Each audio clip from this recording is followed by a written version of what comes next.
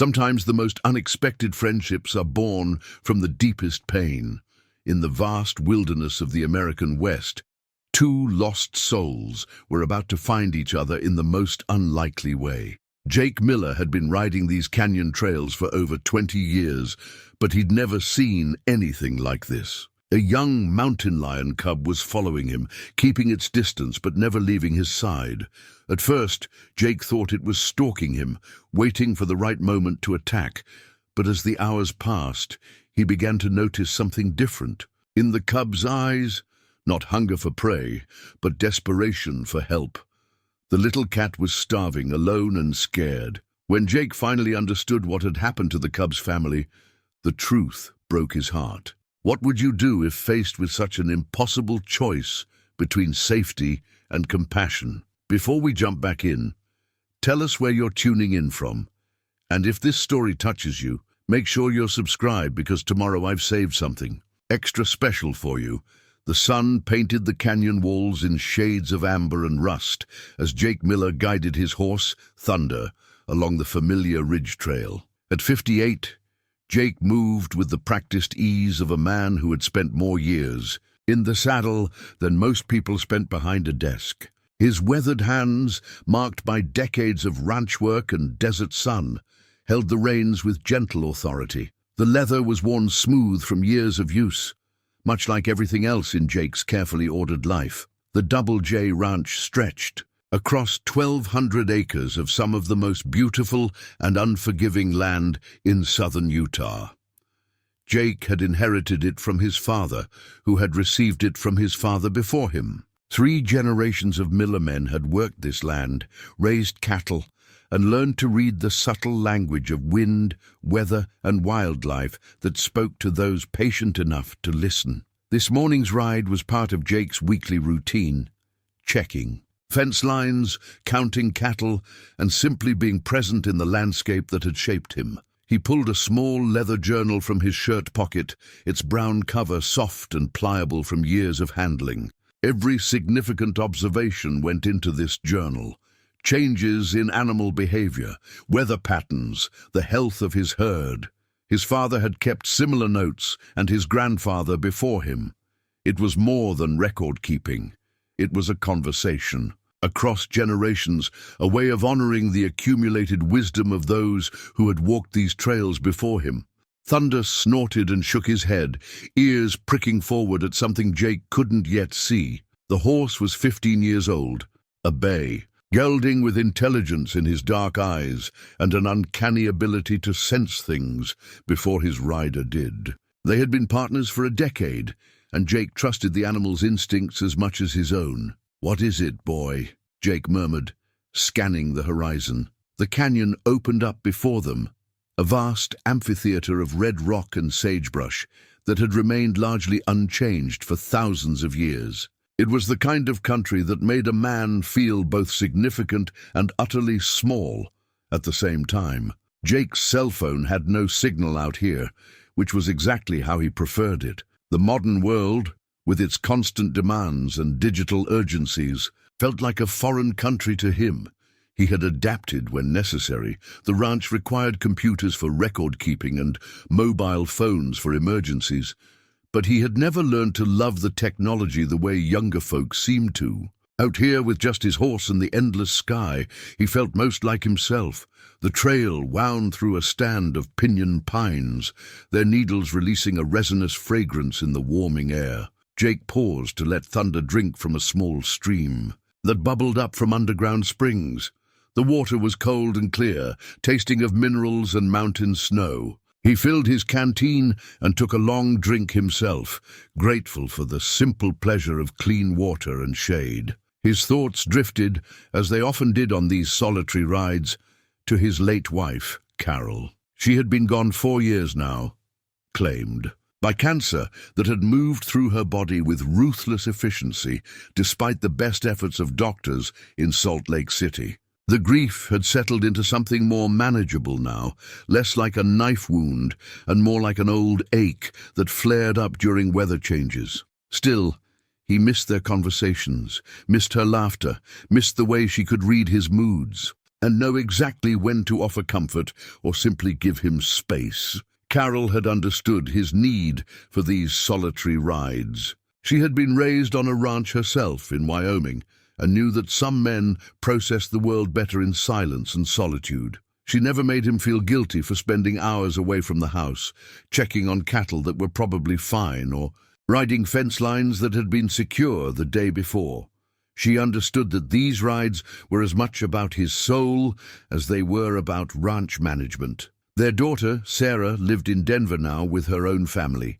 She was a successful architect, designing buildings that reached toward the sky instead of hugging the earth, like the low-slung ranch house where she had grown up. She visited when she could, bringing her 2 children, Jake's grandchildren, for a week each summer. Those visits were precious, but they also reminded him of how quiet the house had become. Jake opened his journal and made a quick note about the stream level. It seemed lower than usual for this time of year, which could mean a dry summer ahead. He would need to keep a closer eye on the cattle's access to water. These small observations, accumulated over years, had saved him from countless problems. His grandfather had taught him that the land spoke to those who knew how to listen, and the conversation was always worth having. The old man had been full of such wisdom. "Never rush nature," he used to say. "She'll tell you what you need to. No, but only when you're ready to hear it." Jake had been perhaps 25 when he first understood what his grandfather meant. It wasn't just about predicting weather or knowing when to plant. It was about developing a patience and attentiveness that served a man well in all aspects of life. Thunder finished drinking and lifted his head, water dripping from his muzzle. The horse's ears were still forward, still alert to something that hadn't yet revealed itself. Jake trusted that instinct completely.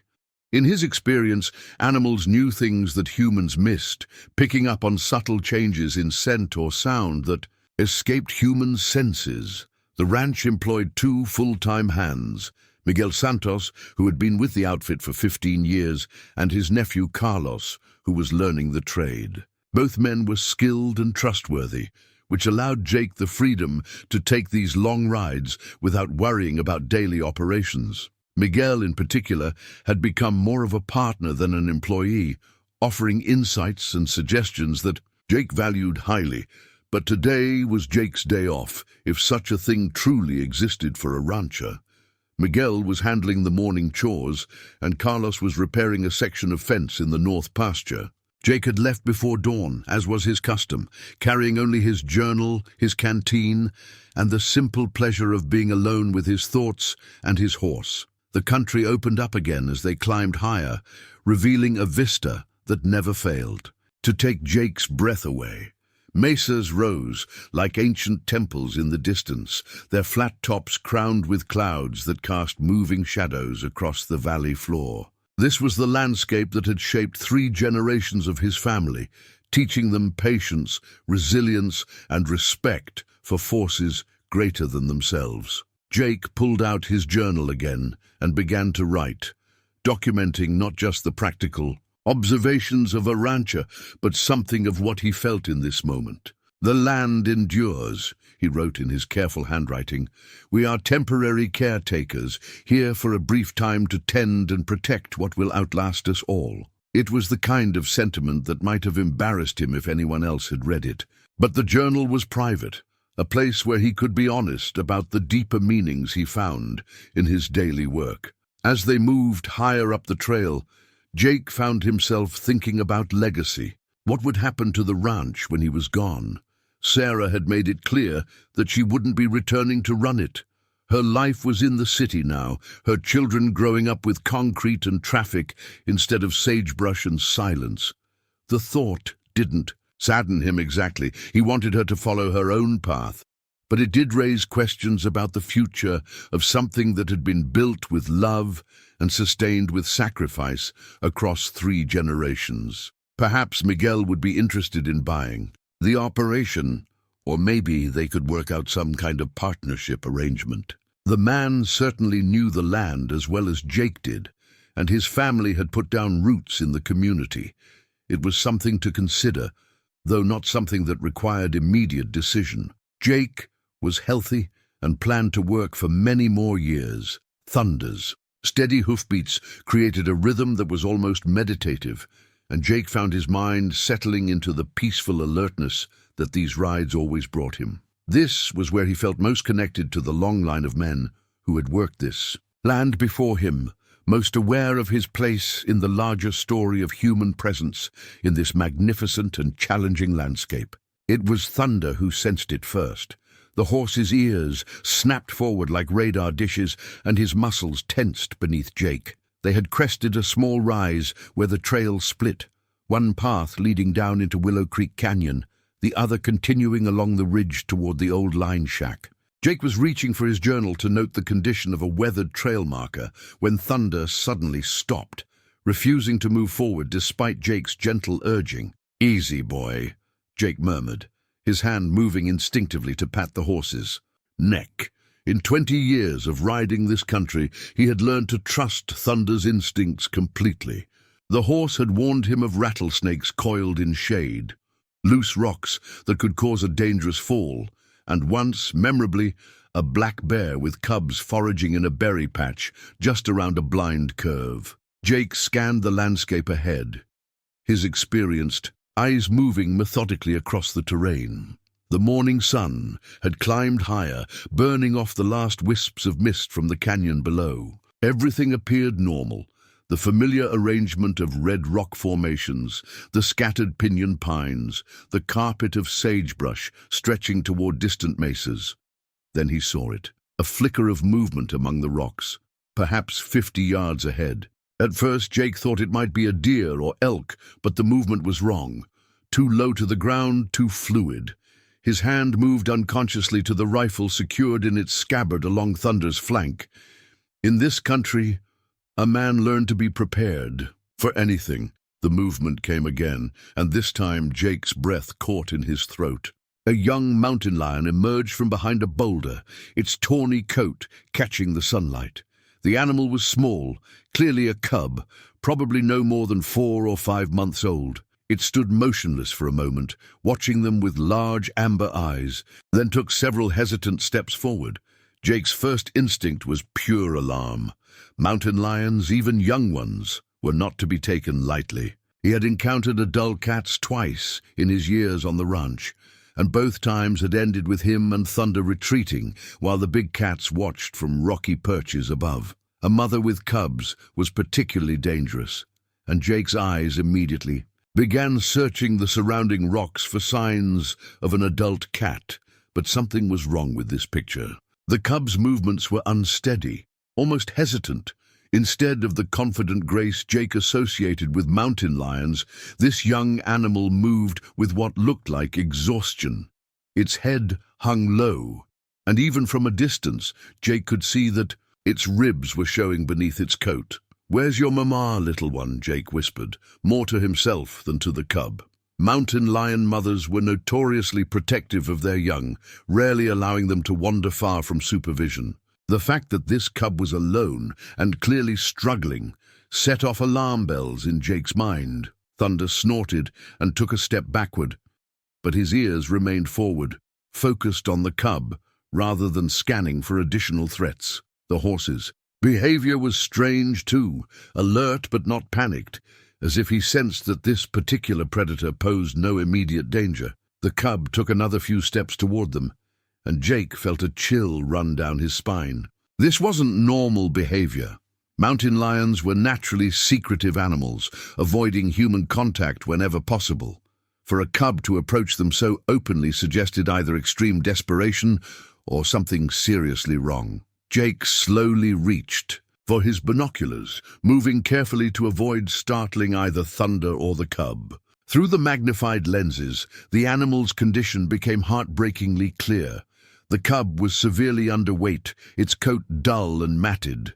Its eyes, though still alert, held a desperate quality that Jake recognized from years of working with animals. This was the look of a creature pushed to the very edge of survival. "Jesus," Jake breathed, lowering the binoculars. The cub couldn't weigh more than 25 pounds, far too light for an animal of its apparent age. It should have been sleek and healthy, learning to hunt under its mother's guidance.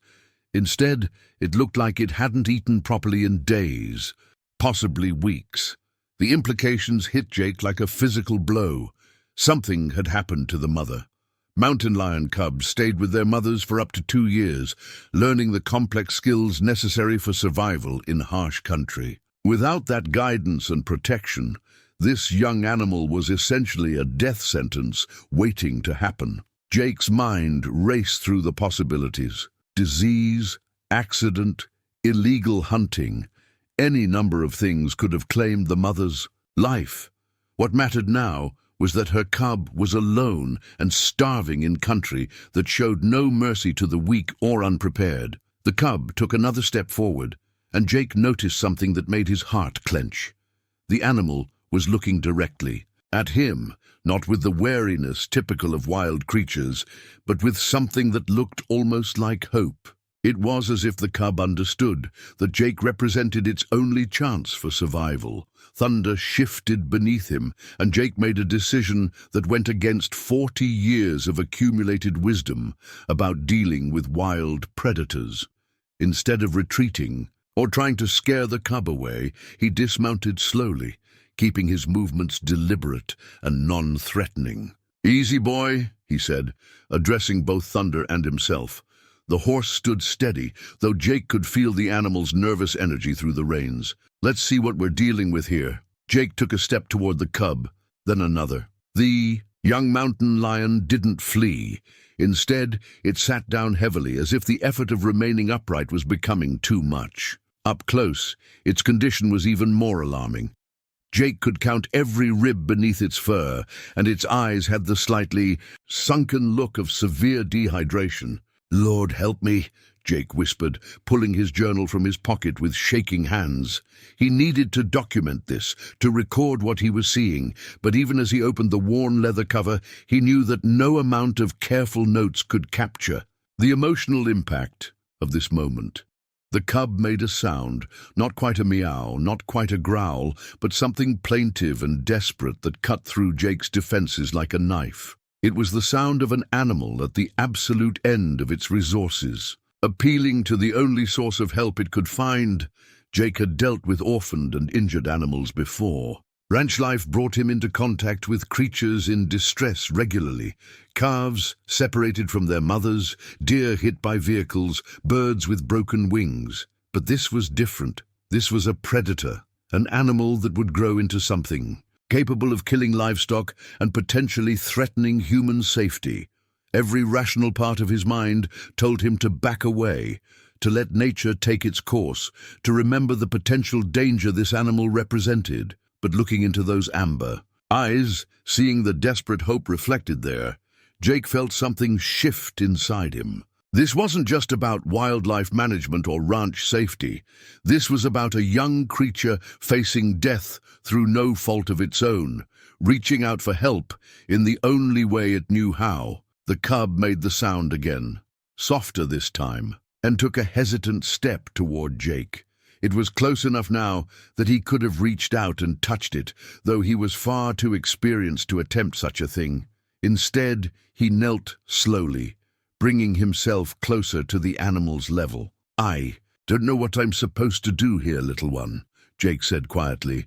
His voice seemed to calm the cub, whose ears pricked forward at the sound.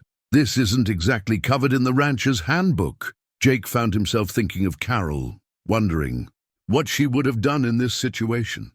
She had always been the one with the soft heart for strays and orphans, bringing home injured birds and abandoned kittens, despite Jake's protests about keeping wild things wild. "Everything deserves a chance," she used to say. "Sometimes we're the only chance they get." The memory hit him with unexpected force, and Jake felt tears stinging his eyes. 4 years after her death, he still found himself having conversations with her, still seeking her counsel on decisions both large and small. What would she say about this desperate young mountain lion looking to him for salvation? Jake knew the answer, and it both frightened and comforted him in equal measure. Jake spent the better part of an hour simply sitting with the cub, neither moving toward nor away from the desperate animal. The young mountain lion had settled into a patch of shade beside a boulder, its amber eyes never leaving Jake's face. Thunder grazed nearby, having apparently decided that this particular predator posed no immediate threat to his routine. The sun climbed higher, and Jake found himself facing a decision that seemed to have no good options. He couldn't leave the cub here to die. That much was clear from its condition. But bringing a mountain lion, even a young one, anywhere near the ranch presented problems he wasn't sure he was prepared to handle. Jake pulled out his cell phone, hoping against hope that he might catch a signal this high up the ridge. The screen showed no bars, as expected. He was on his own with this decision, at least for now. Part of him was relieved. Miguel would have strong opinions about bringing home a predator, and Jake wasn't ready for that conversation yet. The cub made another plaintive sound, and Jake felt his resolve crystallizing. "All right, little one," he said quietly. "I guess we're going to figure this out together." The first challenge was practical: how to transport a wild mountain lion cub without getting mauled in the process. Jake had a rope on his saddle, but the idea of trying to restrain the frightened animal seemed both cruel and potentially dangerous for all involved. Instead, he decided on a different approach.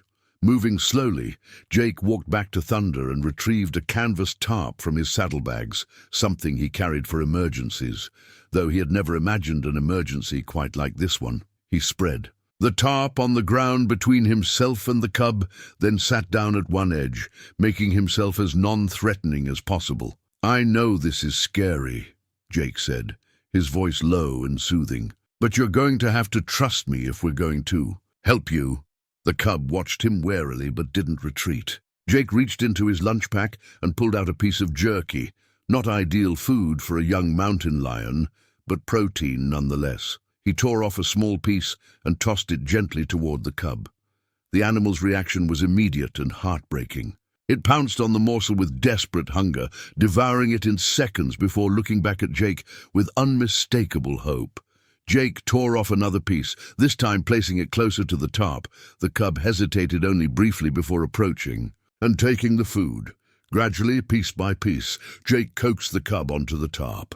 The process took nearly an hour, but eventually the young animal was lying on the canvas, too exhausted to move much, but clearly trusting Jake enough to remain calm in his presence. The ride back to the ranch was unlike anything Jake had experienced. In 4 decades of ranching, he had wrapped the cub gently in the tarp, creating a makeshift carrier that he could secure to his saddle. The animal, weakened by hunger and perhaps sensing that help was finally at hand, offered no resistance. Thunder seemed to understand the unusual nature of their cargo, moving with exceptional care down the rocky trail. More than once, Jake found himself murmuring reassurances to both horse and passenger, though he wasn't entirely sure which of them needed the comfort more. As they approached the ranch, Jake's mind raced ahead to the challenges that lay before them. The nearest wildlife rehabilitation facility was 3 hours away in Cedar City, but Jake doubted the cub was strong enough for such a journey. Besides, most wildlife facilities had strict policies about mountain lions, policies that often ended with euthanasia rather than rehabilitation. The ranch buildings came into view just as Miguel Santos emerged from the equipment barn, a wrench in his hand and a puzzled expression on his weathered face. Miguel was 15 years younger than Jake, with the build of a man who had spent his life doing physical work. He had come to the Double J from a ranch in New Mexico, following his sister Maria when she married a local teacher. Over the years, he had become far more than an employee. He was Jake's closest friend and most trusted advisor. "Jefe," Miguel called out, using the affectionate nickname he had adopted years ago. "You're back early. Everything all right?" Jake dismounted carefully, acutely aware of his precious cargo. "Miguel, I need you to prepare yourself for something unusual." Miguel approached, his experienced eyes immediately noting the awkward bundle secured to Jake's saddle. "What you got there, boss?" Something that's going to test both our judgment and our patience, Jake replied, beginning to untie the top. I found this little one up on the ridge trail. Looks like it's been on its own for a while. As Jake unwrapped the top, Miguel's eyes widened and he took an involuntary step backward. Jesus Christ, Jake, that's a mountain lion. A cub, Jake corrected, though he understood Miguel's alarm. And it's half-starved. Look at it, Miguel. Look at those ribs. Miguel was indeed looking, and Jake could see the internal struggle playing out on his friend's face. Miguel had grown up on ranches, where predators were viewed as threats to be eliminated, not rescued. At the same time, he was a man of deep compassion who had never been able to turn away from suffering, whether human or animal. "Where's the mother?" Miguel asked, his voice carefully neutral. "Gone. Has to be, for this little one to be in this condition." Jake lifted the cub gently from the tarp. The animal was conscious but weak, offering no resistance to being handled. "Question is, what do we do now?" Miguel removed his hat and ran a hand through his graying hair, a gesture Jake recognized as a sign of serious consideration. "You know what folks are going to say, don't you, about keeping a predator on the ranch?" "I know exactly what they'll say," Jake replied. "Same thing I'd probably say if I heard about someone else doing this. But Miguel, look at this animal. Really look at it." Miguel did look, and Jake saw the moment when practical considerations gave way to simple human compassion. The older man's shoulders sagged slightly, and he shook his head with a mixture of resignation and understanding. "Dios mío," Miguel muttered. "What have you gotten us into, amigo?" "I honestly don't know," Jake admitted, "but I couldn't leave it up there to die. Carol would never have forgiven me." The mention of Jake's late wife seemed to settle something for Miguel. He had loved Carol like a sister, and Jake's reference to her judgment carried weight that practical arguments could not match. "All right," Miguel said finally. "What do you need me to do?" "Help me get it settled somewhere safe while we figure out our next move, and Miguel, this stays between us for now. I don't want Carlos or anyone else knowing about this until we have a plan." Miguel nodded, understanding the delicate nature of their situation. Word traveled fast in their small community, and news of a mountain lion on the Double J Ranch would create complications they weren't ready to handle. Together, the two men carried the cub toward the ranch house, each lost in thought about the challenges they were about to face. The old equipment shed behind the main barn had been unused for years, storing only cobwebs and memories of Jake's father's era. But it was solid, dry, and could be secured, exactly what they needed for their unexpected guest. Miguel worked with quiet efficiency, clearing out decades of accumulated ranch detritus, while Jake drove into town for supplies. At Peterson's Feed and Supply, Jake found himself in the awkward position of purchasing items he couldn't fully explain. Milk replacer designed for orphaned calves, soft canned food meant for dogs, and a large dog crate that would provide temporary shelter. Mary Peterson, who had run the store for 30 years, raised an eyebrow at the unusual combination. "New dog Jake?" she asked, ringing up his purchases with the practiced efficiency of small-town commerce. "Something like that," Jake replied, keeping his voice carefully neutral.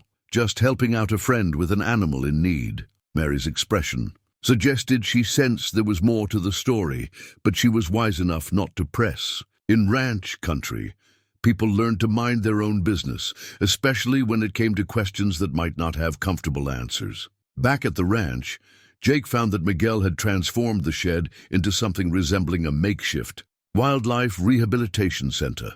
The concrete floor had been cleaned and covered with old horse blankets. A shallow water dish sat in one corner, and Miguel had even rigged up a heat lamp using an extension cord run from the barn.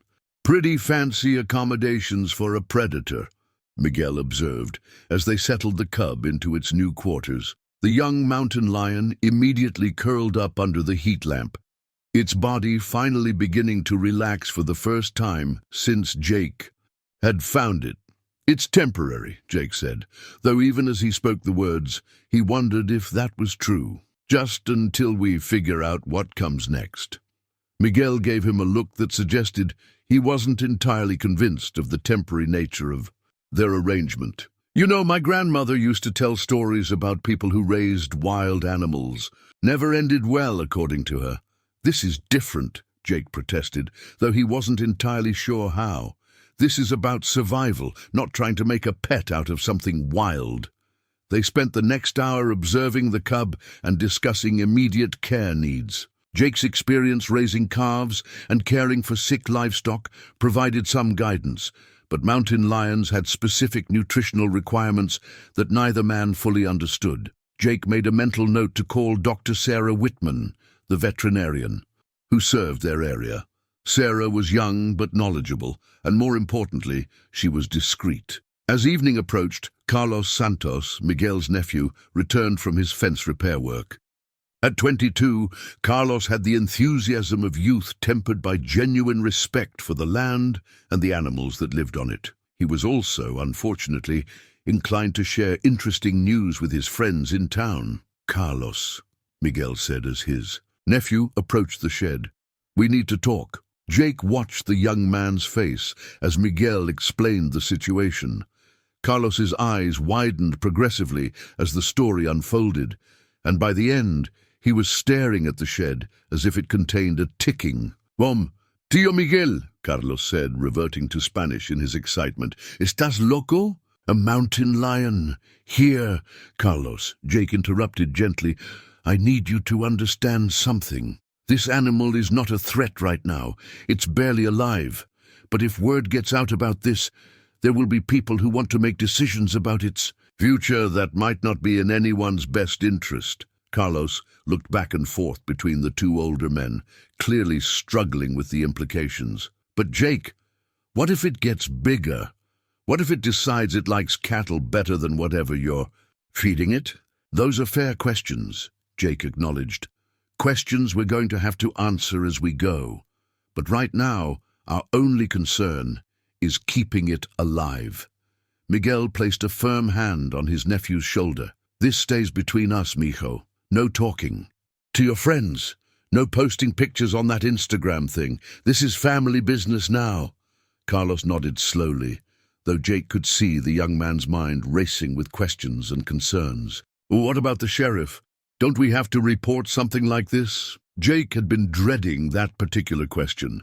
Sheriff Tom Bradley was a good man and a longtime friend, but he was also bound by regulations that might not allow for the nuanced approach their situation required. "I'll handle that when the time comes," Jake said. "For now, we focus on basic care." As if responding to their conversation, the cub stirred and made a soft sound that was part purr, part whimper. Jake felt something tighten in his chest, a protective instinct he hadn't experienced since Sarah was small and needed his comfort after nightmares. "It's going to need feeding soon," Miguel observed. "What exactly does a baby mountain lion eat?"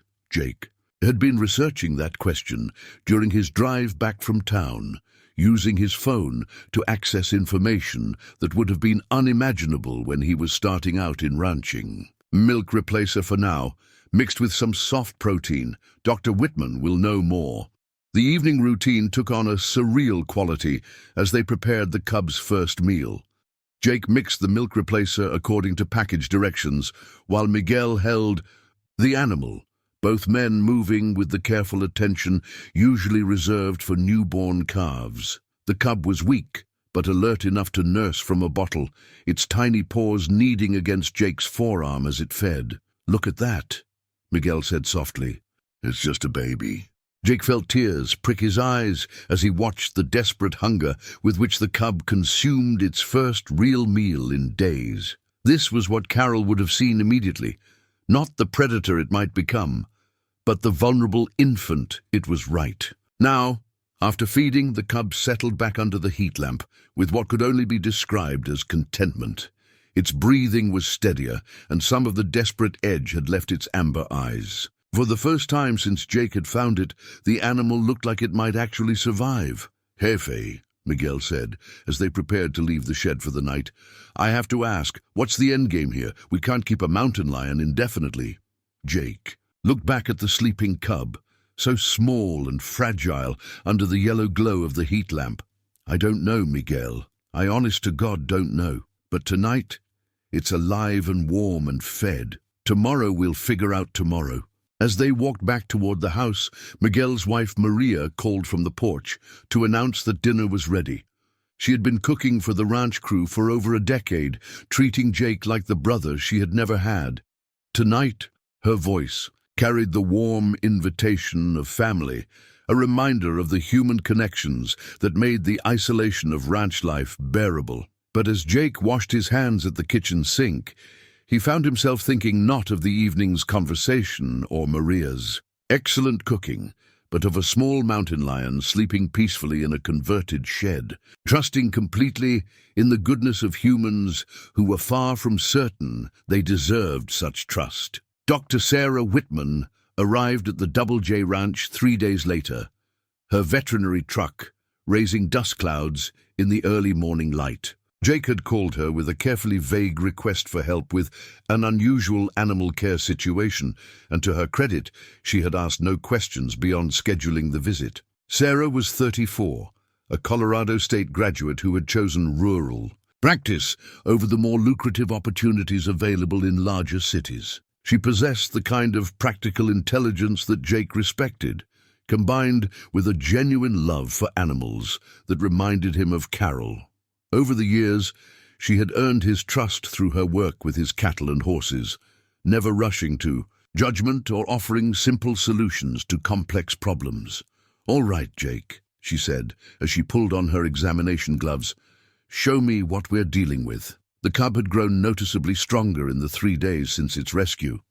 Regular feeding had restored some vitality to its movements, though it remained far too thin for a healthy animal of its age. More significantly, it had begun to respond to Jake's voice, perking up when he approached and settling more easily when he spoke in low, soothing tones. Sarah's initial reaction was professionally controlled, but Jake caught the quick intake of breath as she saw the mountain lion cub for the first time.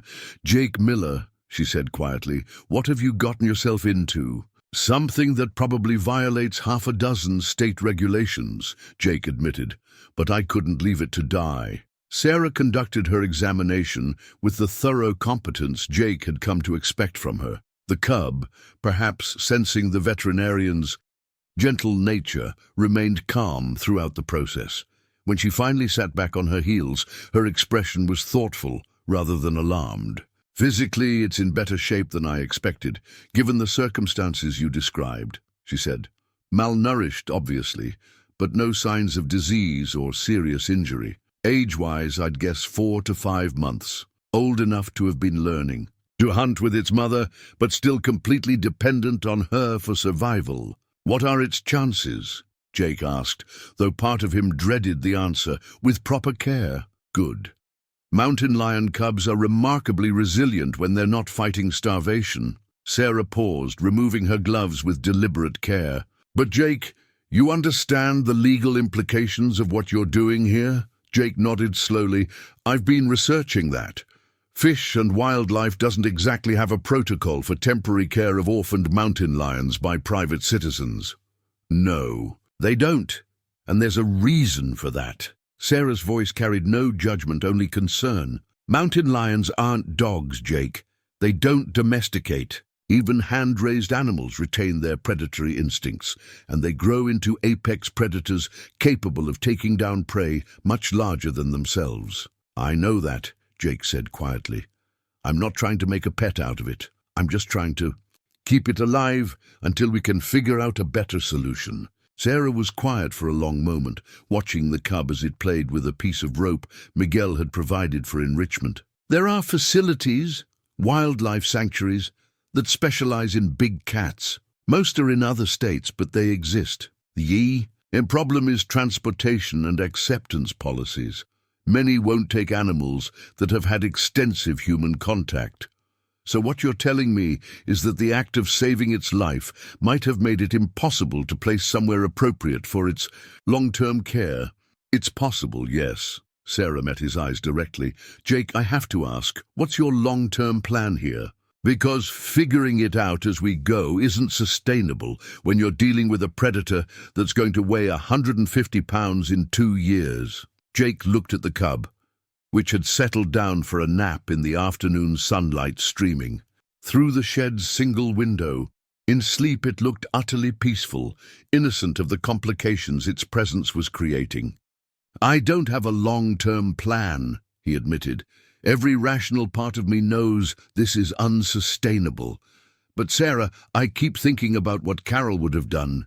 She never could turn away from something that needed help, regardless of the complications." Sarah's expression softened. She had known Carol, had treated the couple's animals for years before cancer claimed Jake's wife. "Carol was a remarkable woman," she said gently, "but she also would have wanted you to be realistic about the challenges ahead." Over the following week, Jake found himself settling into a routine that revolved around the cub's care. Morning, feedings before dawn, afternoon socialization periods where he simply sat with the animal, evening meals that were gradually incorporating more solid food. Miguel helped when he could, but it was clear that the cub had bonded primarily with Jake. The bonding was mutual, though Jake was reluctant to admit it even to himself. The cub's obvious pleasure at his arrival, the way it would curl up near him during feeding times, the soft purring sounds it made when content, all of these behaviors triggered protective instincts that Jake hadn't felt since Sarah was small. Was Carlos, who inadvertently created their first real crisis. Despite explicit instructions about discretion, the young man mentioned the rescue cat to his girlfriend during a phone conversation that was overheard by her younger brother. Within 2 days, rumors were circulating through town about Jake, Miller's unusual pet. Sheriff Tom Bradley called on a Thursday afternoon, his tone carefully professional. "Jake, I'm getting some interesting reports about activities on your ranch. Thought I might drive out and have a chat." Jake met the sheriff at the front gate, hoping to keep the conversation away from the shed where the cub was housed. Tom Bradley was 55, a career law enforcement officer who had known Jake for over 20 years. They had served together on the school board, shared coffee at the diner in town, attended each other's family celebrations. The friendship made this conversation both easier and more difficult. "Tom," Jake said, shaking the sheriff's hand, "what brings you out this way?" "Well, Jake, I'm hearing some pretty wild stories. Something about you taking in a mountain lion." Tom's expression was carefully neutral, but Jake could see the concern in his eyes. "Please tell me these are just rumors that got out of hand." Jake was quiet for a long moment, weighing his options. He could deny everything, claim the rumors were exaggerated accounts of helping an injured deer or some other innocuous wildlife encounter. Tom might accept that explanation, might choose not to investigate further out of respect for their friendship. But looking at the sheriff's face, Jake realized that Tom already knew the truth. Small communities had their own intelligence networks, and Carlos's girlfriend's brother had probably provided more details than Jake would have liked. "It's not what you think, Tom," Jake said finally. "Then help me understand what it is, because from where I'm sitting, it looks like you're harboring a predator without proper permits, licenses, or facilities." Tom's voice remained friendly, but there was an official edge to it that hadn't been there before. "It's a cub, Tom. Orphaned, half-starved when I found it. I couldn't just leave it to die. And I respect that, Jake. I really do. But this isn't a stray dog we're talking about. This is a protected species, and there are protocols for this kind of situation." The conversation with Sheriff Bradley stretched into the afternoon, taking place not in the comfort of Jake's kitchen, as such discussions usually did, but standing in the dusty ranch yard where their words couldn't be overheard by curious ears. Tom's radio crackled occasionally with routine calls from town, reminders that the outside world continued to function, while Jake's carefully ordered life grew increasingly complicated. "Jake," Tom said, removing his hat and wiping sweat from his forehead, "I've known you for 20 years. You're not reckless, and you're not stupid. So help me understand how you ended up in this situation." Jake looked toward the shed where the cub was likely sleeping through the heat of the day, In the week since his rescue, the animal had begun to show real signs of recovery. Its coat was gaining luster, its movements becoming more fluid and confident. The transformation was remarkable and terrifying. Sometimes doing the right thing and doing the legal thing aren't the same thing, Jake said quietly. I found that. Cub dying, Tom. Not sick, not injured. Dying of starvation. What was I supposed to do? Leave it there and drive away? You were supposed to call Fish and Wildlife, Tom replied, though his tone suggested he understood the inadequacy of that. Answer. Let them handle it according to established protocols. And what would those protocols have been? Euthanasia. Tom was quiet for a long moment. Possibly. Probably. Mountain lion cubs without mothers don't have many options in the wild, and they represent potential problems for human safety if they survive. So I was supposed to let it die to avoid potential future problems. Jake, I'm not saying it's a good system. I'm saying it's the system we have. Tom's voice carried the frustration of a man caught between personal understanding and professional obligation. And right now, you're operating outside that system in ways that could create serious legal problems for you. Jake pulled out his leather journal, a gesture that had become habitual when he needed time to think. The pages were filling with observations about the cub's progress, dietary requirements, behavioral changes. Each entry represented his growing investment in an animal that, according to law and logic, he had no business caring for. Tom, let me ask you something, Jake said, closing the journal. You have grandchildren. If you found one of them in trouble, real trouble, would you wait for official protocols to kick in, or would you act? That's not the same thing, and you know it. Isn't it? We're talking about a young creature that can't survive on its own. The fact that it's a mountain lion instead of a human child doesn't make its need for help any less real. Tom studied Jake's face with the careful attention of someone trying to read beneath surface words. This isn't just about rescue anymore, is it? You've gotten attached to that animal. The accusation hit closer to home than Jake was comfortable admitting. Over the past week, his daily routine had reorganized itself around the cub's needs. He found himself looking forward to feeding times, to the brief periods when the young mountain lion would allow him to sit nearby without retreating to the far corner of its enclosure. The animal's obvious intelligence and growing trust had created an emotional bond that Jake hadn't anticipated. I'm providing temporary care until a permanent solution can be found, Jake said. But even he could hear the defensive tone in his voice. Jake, Tom's voice gentled, taking on the quality of concerned friend rather than law enforcement officer. I've seen this before. Not with mountain lions, but with other wild animals that people try to help. It never ends well. Either the animal gets taken away and probably destroyed, or it grows up and someone gets hurt. There's no happy ending here. Maybe not, but there's also no acceptable alternative. Tom was quiet for several minutes, looking out across the ranch that had been in Jake's family for 3 generations. Finally, he spoke. I can give you some time. Not much, but some.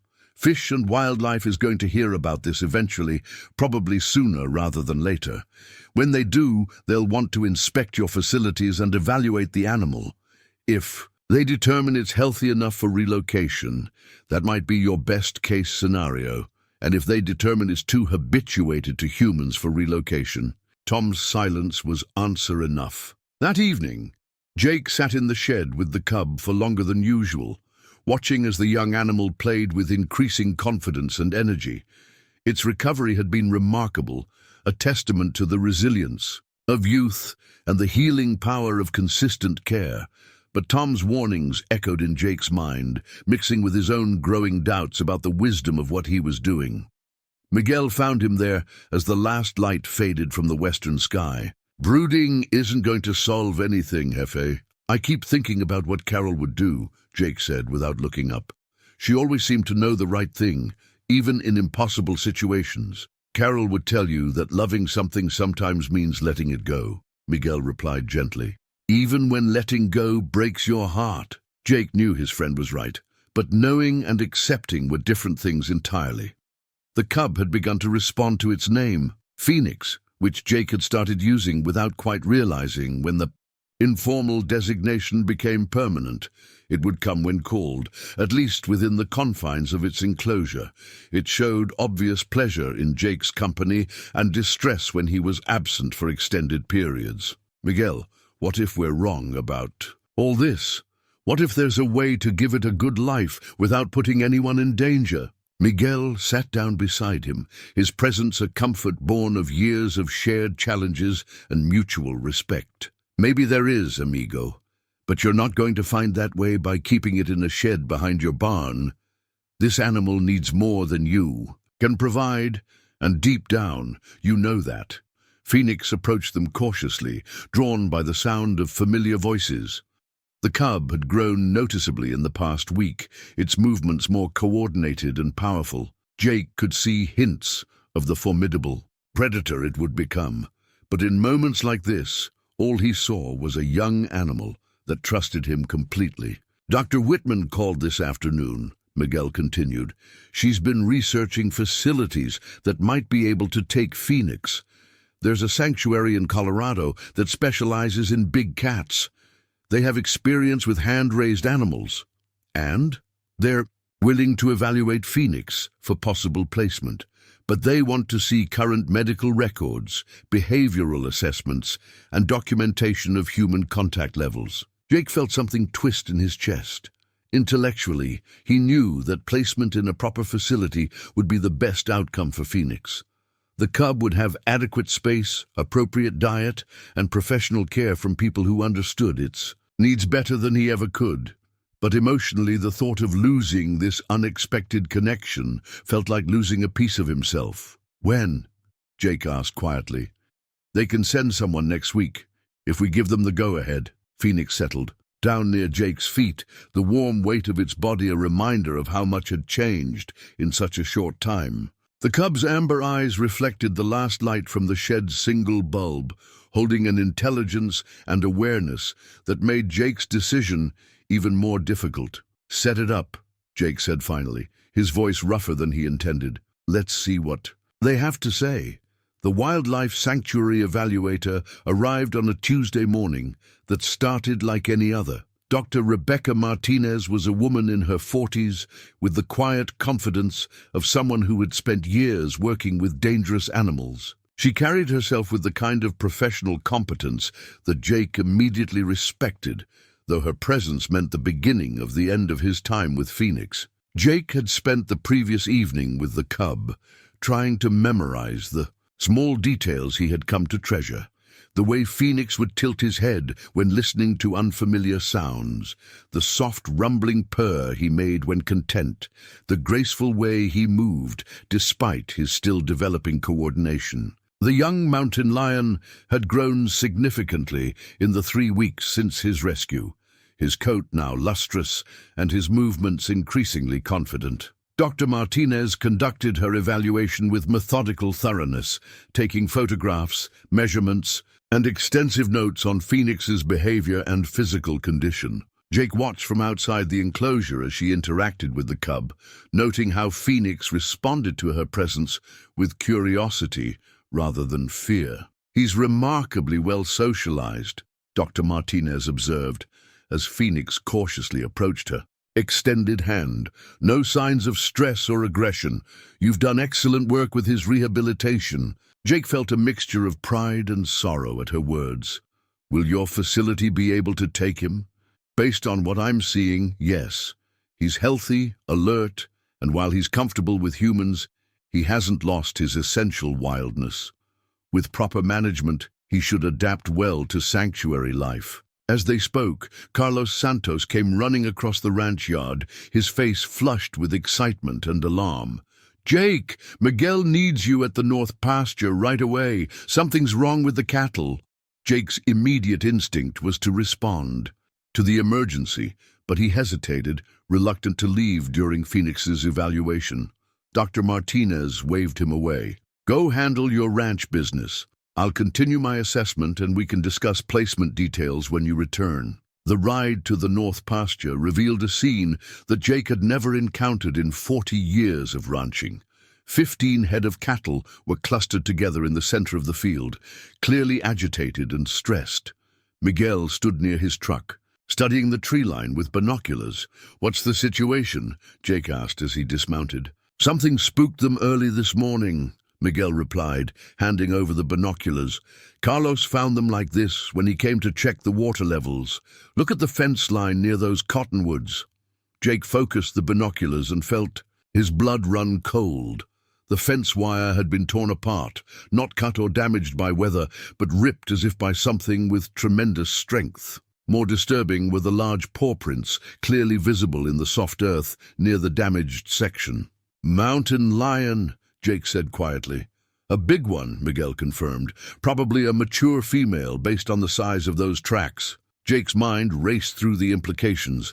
Adult mountain lions occasionally passed through ranch land, but they rarely bothered with cattle unless they were desperate or protecting territory. The proximity to where he had found Phoenix suddenly took on new significance. "Miguel," Jake said slowly, "what if Phoenix wasn't truly orphaned? What if his mother was still alive when I found him?" Miguel's expression grew grave as he considered the possibility. "You think she's been looking for him?" It would explain why he was in such bad shape. If something separated them, injury, human interference, territorial disputes with other cats, the mother might have been unable to return to her den. She could have been searching for weeks. The radio clipped to Miguel's belt crackled to life. Carlos's voice came through, tight with urgency. "Tio Miguel, you need to get back here now. There's a mountain lion near the ranch buildings. Jake." And Miguel exchanged a look of shared understanding before racing back toward the ranch. As they crested the hill that overlooked the main buildings, Jake's worst fears were confirmed. A large female mountain lion sat approximately 50 yards from the shed where Phoenix was housed, her attention focused entirely on the building. Doctor Martinez stood frozen beside her vehicle, clearly aware that any sudden movement might trigger an attack. She had obviously encountered the cat while conducting her evaluation and had the presence of mind to remain motionless. "That's Phoenix's mother," Jake said with absolute certainty. The resemblance was unmistakable. The same tawny coat, the same intelligent amber eyes, the same elegant build that Jake had grown to recognize in her son. "She's been tracking his scent," Miguel realized, "following it here." As they watched, Phoenix appeared at the window of his enclosure, drawn by some instinct or scent that humans couldn't detect. The moment he saw his mother, the young cub began, making urgent vocalizations. Not the soft purrs and chirps Jake had become accustomed to, but the wild calls of a mountain lion communicating with its family. The response from the adult cat was immediate and heartbreaking. She rose to her feet and began moving toward the shed, her movements conveying both caution and desperate longing. This was not the behavior of a predator stalking prey, but of a mother who had found her lost child. "Jesus," Miguel whispered. "She's been searching for him all this time." Jake felt something break open in his chest as he watched the reunion unfold. All of his careful justifications for keeping Phoenix, all of his fears about the cub's future, suddenly seemed small and selfish compared to the simple truth playing out before them. Phoenix belonged with his mother, in the wild, living the life nature had intended for him. But the situation was far from simple. The adult mountain lion was showing no fear of human presence, which suggested she had overcome her natural caution. In her desperation to recover her cub, more concerning, she was demonstrating the kind of bold behavior that wildlife officials would interpret as dangerous. "We have to be very careful here," Jake said quietly. "If Fish and Wildlife gets called in, they'll destroy both animals as threats to public safety." Dr. Martinez, apparently realizing that the adults were aware of the situation, began moving slowly toward them, never taking her eyes off the mountain lion. When she reached speaking distance, she whispered, "I've never seen anything like this. The mother has been calling to the cub, and he's responding. The bond is clearly intact." "What do we do?" Jake asked. "Normally, I'd recommend immediate intervention by wildlife authorities," Dr. Martinez replied. "But this changes everything. If we can safely release the cub to its mother, we might be looking at a conservation success story instead of a management problem." As if understanding their conversation, Phoenix began showing signs of extreme agitation, pacing his enclosure and continuously vocalizing to his mother. The adult cat responded by moving closer to the shed, though she maintained her distance from the humans. "She knows we have her baby," Miguel observed. "Question is, does she see us as threats or as the people who saved him?" The answer came in the most unexpected way. Carlos, who had been watching from the safety of the barn, accidentally knocked over a metal bucket, creating a loud crash that echoed across the ranch yard. The sound startled everyone, but instead of fleeing, the mother mountain lion did something extraordinary. She positioned herself directly between the shed containing her cub and the humans, adopting a protective stance that was clearly defensive. Rather than aggressive, she was protecting not just Phoenix, but the entire situation that had allowed for his survival and recovery. "My God," Dr. Martinez breathed. "She understands. She knows we helped him." Jake stared at the magnificent animal, feeling the weight of a revelation that changed everything he thought he knew about the situation. This wasn't just about a rescued cub. It was about a family that had been torn apart and was now, against all odds, finding its way back together. But reuniting them would require navigating legal, safety, and practical challenges that made Phoenix's initial rescue seem simple by comparison. And time was running out. Sheriff Bradley would inevitably hear about this development, and once official wheels began turning, the outcome would be out of Jake's hands entirely. The mother mountain lion settled into a patient vigil, her message clear: she wasn't leaving without her son. The question now was whether Jake could find a way to give them both the freedom they deserved. The standoff lasted through the afternoon, with the mother mountain lion maintaining her vigil, while Phoenix grew increasingly agitated in his enclosure. Dr. Martinez had managed to reach her vehicle and was documenting the unprecedented behavior with both written notes and video footage, recognizing that what they were witnessing might never be seen again. Jake found himself caught between wonder and mounting anxiety. Every hour that passed increased the likelihood that someone would report the situation to authorities, setting in motion a chain of events that would likely end with both animals being destroyed as public safety threats. Word traveled fast in their small community, and the sight of a full-grown mountain lion near ranch buildings would not go unnoticed for long. "We need a plan," Miguel said quietly as they watched from the shelter of the barn. "We can't just wait for someone else to make this decision for us." Jake pulled out his worn leather journal, its pages now filled with observations about Phoenix's recovery and development. Looking at his careful notes, he realized that he had been documenting more than just an animal's rehabilitation. He had been recording the formation of a bond that transcended species boundaries. The thought of that bond being severed by bureaucratic necessity felt like a betrayal of everything he and Phoenix had shared.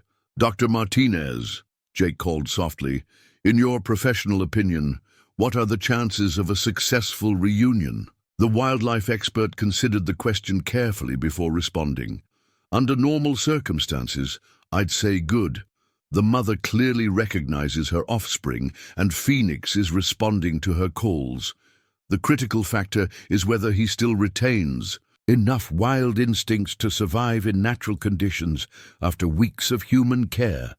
And if the reunion fails, then we'd have two dangerous animals in close proximity to human habitation, which would force immediate intervention by state wildlife authorities." Jake understood the implications.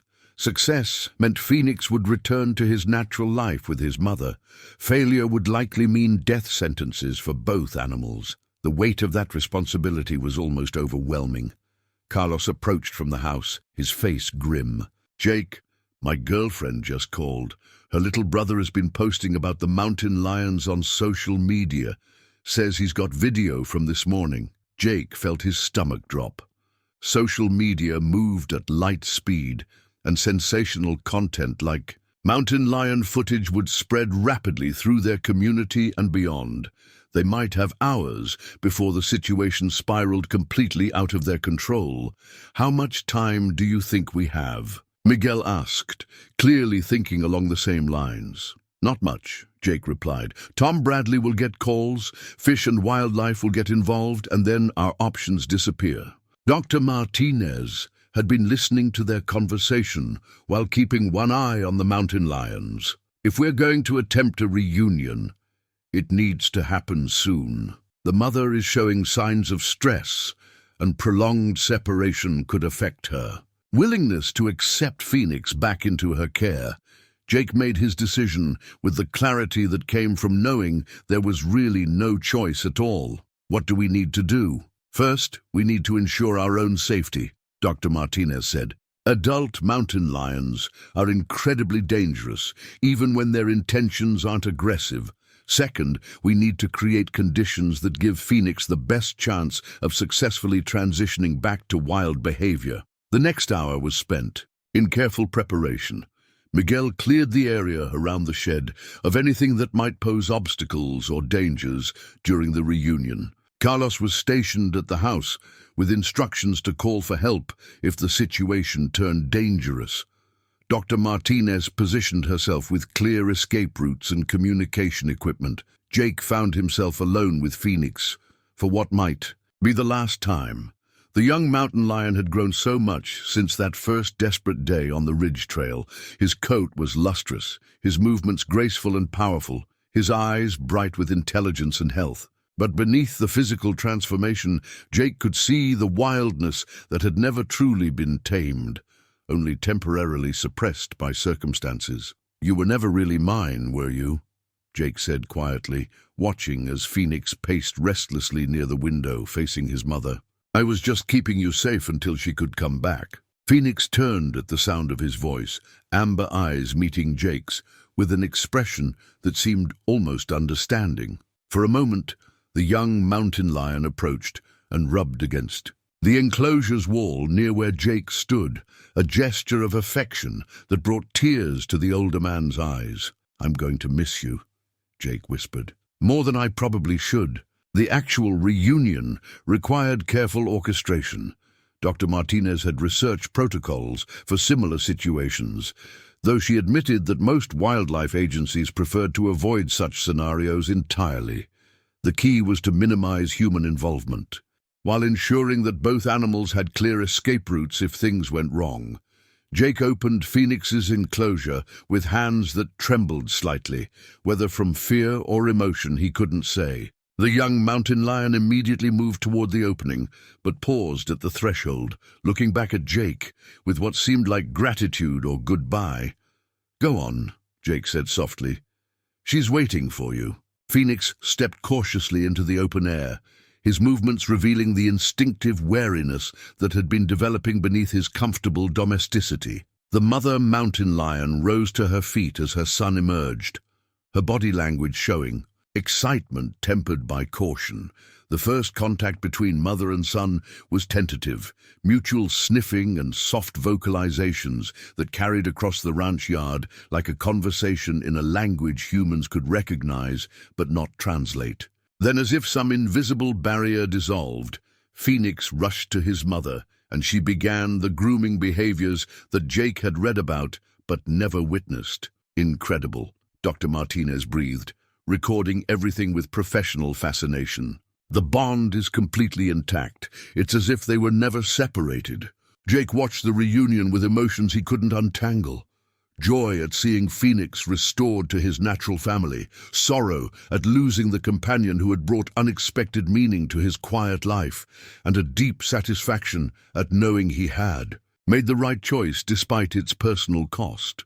The mountain lion's behavior over the next 30 minutes provided compelling evidence that the reunion was successful. Phoenix exhibited increasingly wild behaviors, alert scanning of his environment, response to his mother's subtle communication cues, and a gradual reduction in attention to the humans who had cared for him.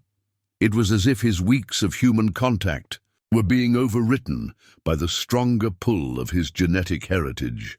But Jake's moment of quiet celebration was interrupted by the sound of vehicles approaching the ranch. Sheriff Bradley's patrol car led a small convoy that included a fish and wildlife truck and what appeared to be a news van from the regional television station. "Here we go," Miguel said grimly.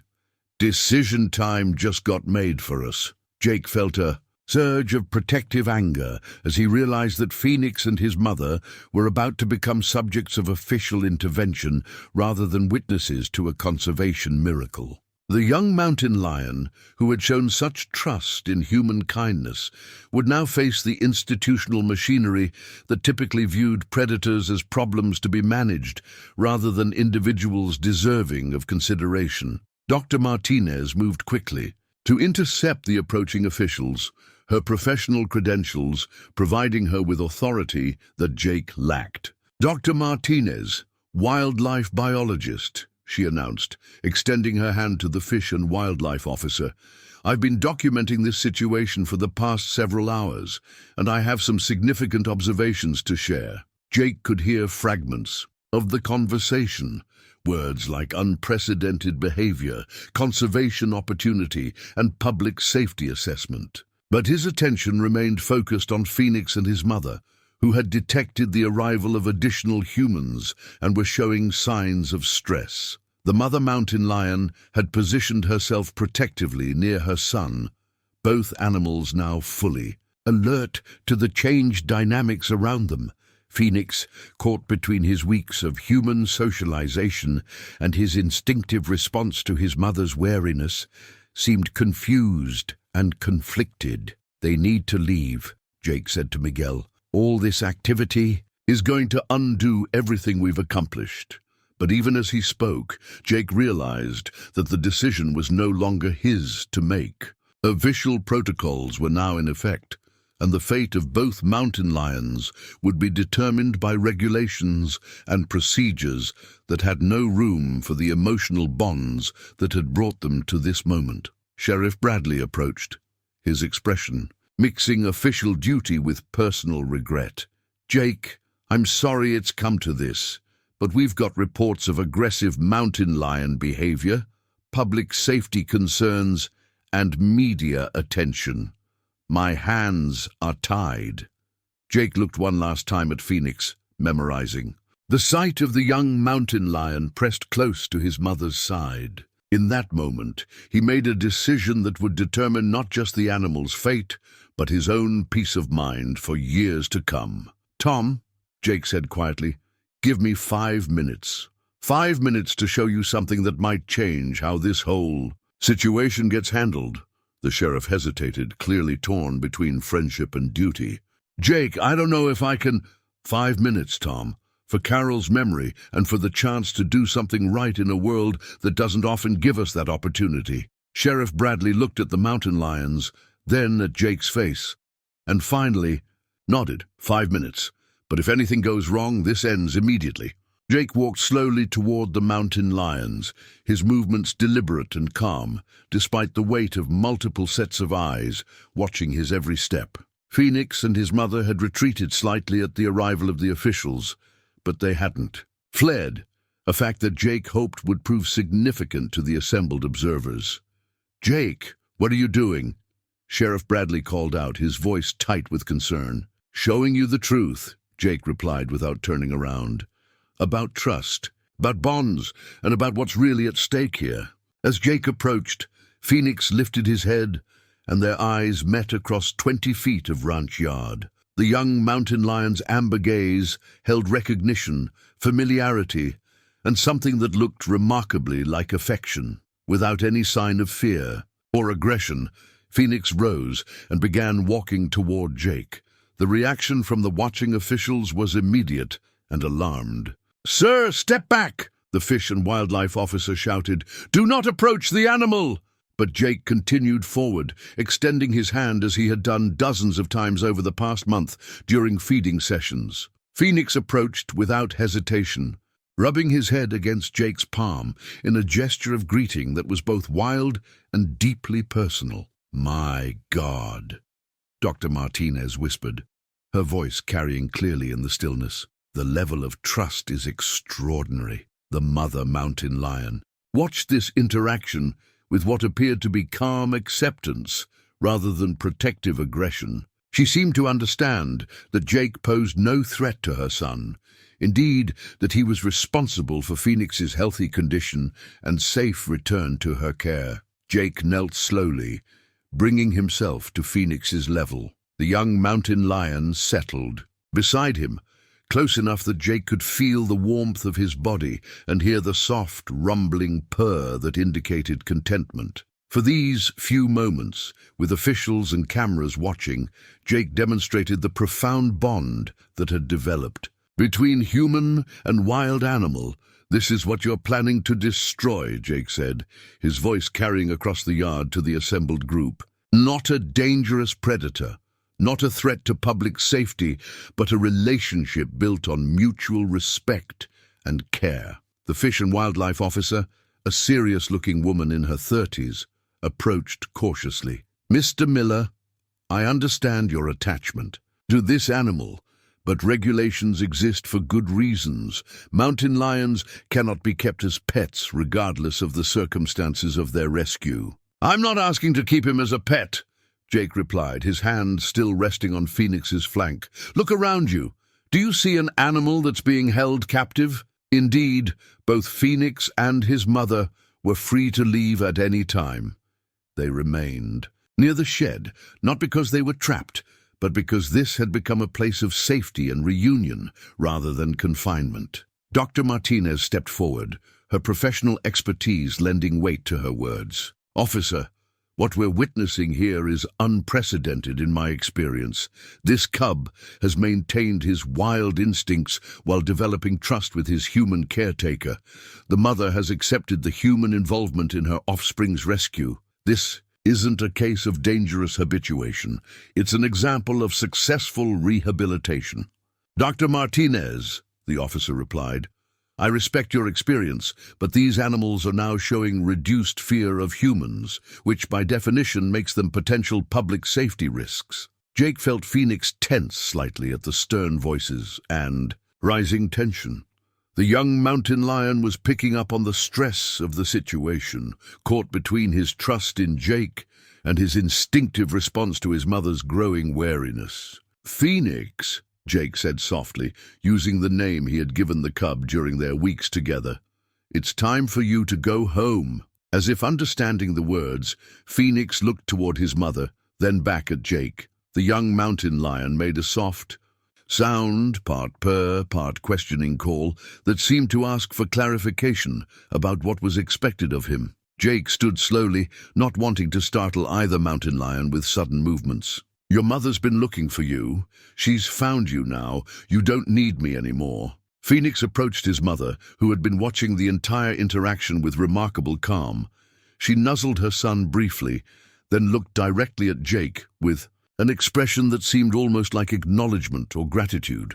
Sheriff Bradley moved closer, his hand resting on his radio, but not yet making the call that would bring in additional units and tranquilizer equipment.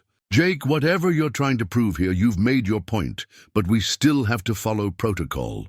"Tom," Jake said, never taking his eyes off the mountain lions, "what if the protocol is wrong? What if there's a better way to handle situations like this than the one-size-fits-all approach that ends with destruction?" The question hung in the air as the small group watched Phoenix and his mother begin to move away from the ranch buildings. Their departure wasn't hurried or panicked, but rather the deliberate movement of animals who had accomplished what they came to do. "They're leaving," Dr. Martinez observed with obvious relief. "The reunion was successful.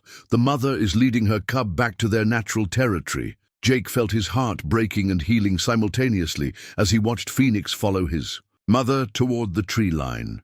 The young mountain lion paused once to look back, and Jake raised his hand in a gesture of farewell that felt both final and eternal. Phoenix paused at the edge of the clearing, his amber eyes meeting Jake's one final time across the distance that now separated them. In that moment, Jake saw not the desperate, starving cub he had rescued weeks ago, but a magnificent young predator ready to reclaim his place in the wild. The transformation was complete, and it was beautiful. The mother mountain lion waited patiently for her son, her presence a calm constant that had guided the entire reunion. When Phoenix finally turned away from the ranch and followed her into the cottonwoods, Jake felt something fundamental shift inside him, a letting go that was both loss and liberation. "They're heading north," Dr. Martinez observed, tracking their movement through binoculars, toward the higher country where they're less likely to encounter human activity. "That's exactly what we'd hoped to see." The Fish and Wildlife officer lowered her radio, the call for backup units apparently unnecessary now that the immediate situation had resolved itself. "Mr. Miller, what you accomplished here was remarkable, but it was also incredibly risky. Wild animals are unpredictable, and the fact that this ended well doesn't validate the approach." Jake understood her position, but he also understood something she perhaps could not, that some risks were worth taking when the alternative was abandoning responsibility for the consequences of human intervention in natural processes. "Officer, 3 weeks ago I found a dying animal and made a choice to help. Today, that same animal returned to his natural family in better condition than when I found him. I understand that this doesn't follow standard protocols, but sometimes the right thing and the regulatory thing aren't the same." Sheriff Bradley approached, his official demeanor softened by obvious relief that the situation had ended without violence or tragedy. "Jake, you know I have to file a report about this. There will be questions from state wildlife authorities, possibly fines or other administrative consequences." "I understand, Tom. I'm prepared to face whatever comes next." Dr. Martinez stepped forward, her professional credentials carrying weight with all the assembled officials. "Sheriff, officer, I'd like to formally recommend that this case be treated as a successful wildlife rehabilitation rather than a violation of custody regulations. Mr. Miller provided temporary care that directly resulted in the successful reunion of a mother and offspring. The outcome represents a conservation success story that deserves recognition rather than punishment." The Fish and Wildlife officer considered this perspective, clearly weighing precedent against practical results. "Dr. Martinez, your recommendation will be noted in my report. However, this situation cannot be used as justification for future private citizens attempting similar interventions." "Understood," Jake replied, "but I hope it might encourage officials to consider more flexible approaches when circumstances warrant them." As the officials conducted their final interviews and prepared to leave, Miguel approached Jake with something that looked like pride mixed with relief. "Amigo, what you did here, it took courage.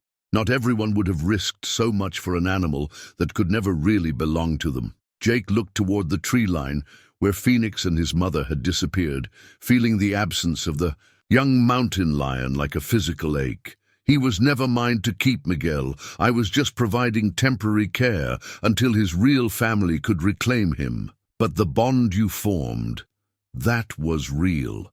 Yes, it was real.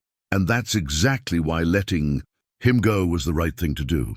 Carlos, who had witnessed the entire reunion from the safety of the house, approached with uncharacteristic solemnity. "Jake, I'm sorry about putting this on social media. I didn't understand what it might mean for Phoenix and his mother." Jake placed a hand on the young man's shoulder, recognizing an opportunity to teach rather than blame.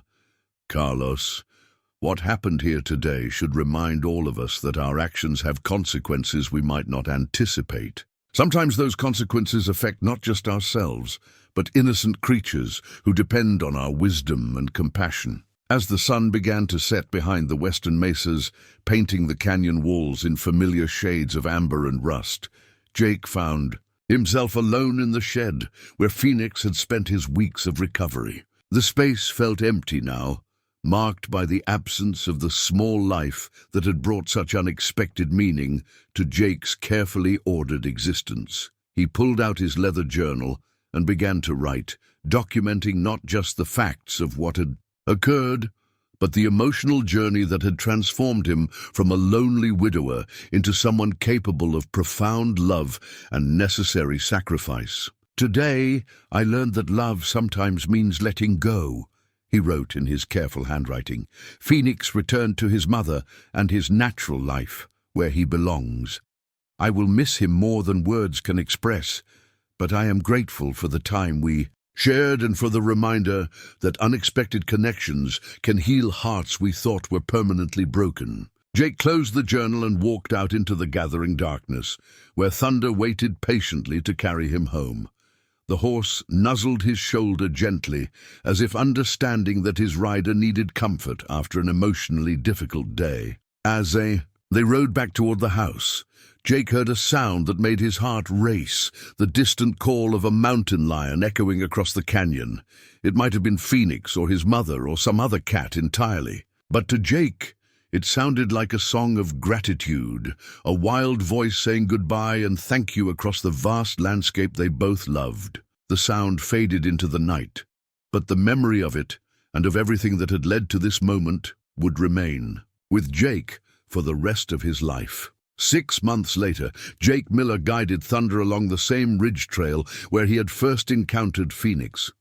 The autumn air carried hints of the winter to come, and the cottonwoods along the creek had turned brilliant gold against the red rock canyon walls. It was the kind of morning that reminded a man why he had chosen to spend his life in this magnificent and challenging country. The worn leather journal in his shirt pocket contained new entries now. Observations about wildlife movements, weather patterns, and the gradual healing of his own heart. The pages documenting Phoenix's recovery and release had become some of the most treasured in the entire collection, a record of transformation that applied as much to Jake himself as to the young mountain lion he had briefly sheltered. Dr. Martinez had visited twice since the reunion, sharing updates from her ongoing research into human-wildlife conflict resolution. Phoenix and his mother had been spotted several times by trail cameras in the high country, always together, always moving with the confident grace of animals perfectly adapted to their environment. The young mountain lion had grown substantially, his coat thick and lustrous as he prepared for his first winter as a truly wild animal. "He's thriving," Dr. Martinez had reported during her last visit. "No signs of human dependence or problematic behavior. The rehabilitation was a complete success." The official aftermath had been surprisingly positive. Fish and Wildlife authorities, influenced by Dr. Martinez's detailed report and the undeniable success of Phoenix's return to the wild, had decided against pursuing charges. Instead, they had quietly incorporated Jake's experience into their developing protocols for similar situations, recognizing that rigid adherence to standard procedures sometimes prevented optimal outcomes. Sheriff Bradley had become a regular visitor to the ranch, often stopping by for coffee and conversation that had deepened their friendship. "You taught us all something important that day," he had told Jake recently.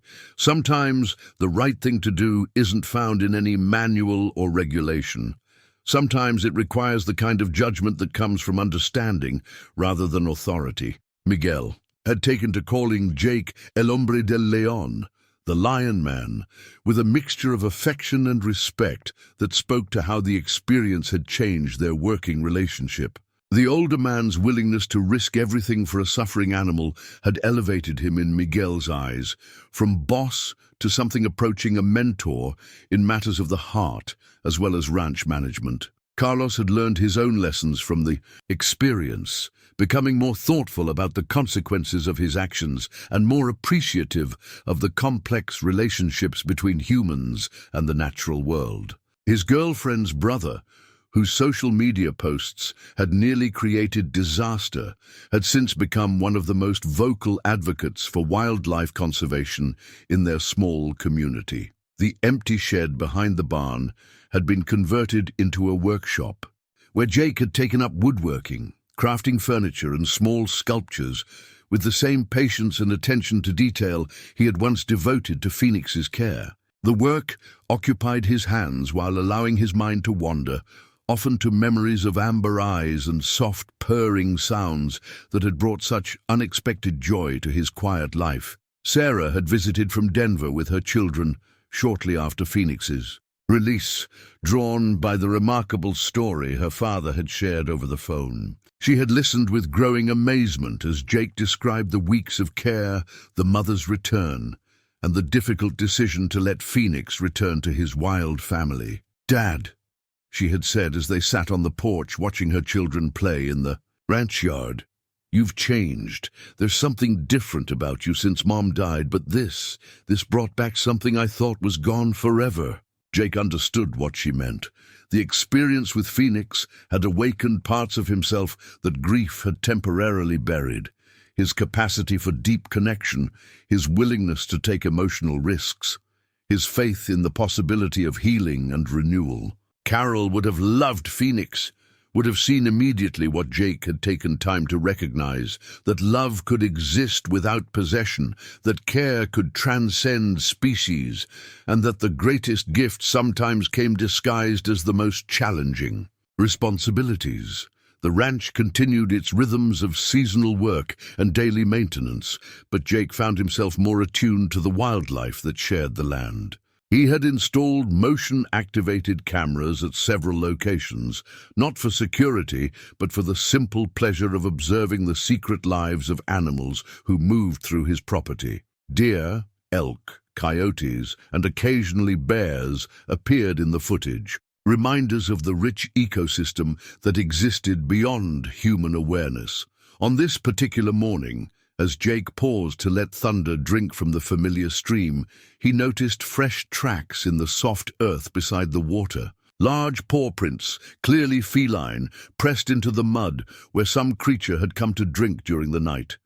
Jake studied them carefully, noting their size and spacing, feeling his heart rate quicken with possibility. The tracks could belong to any number of mountain lions that moved through this territory, but something about their placement, their confident stride, reminded him of a particular amber-eyed cat who had once trusted him completely before choosing freedom over safety. Jake pulled out his journal and made careful notes about the tracks, their location, and the conditions that had preserved them. Whether they belonged to Phoenix or some other mountain lion didn't really matter.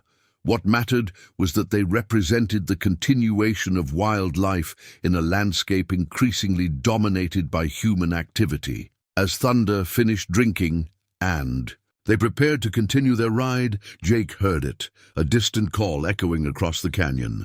The voice of a mountain lion, clear and strong, carrying across the vast spaces between mesa and sky.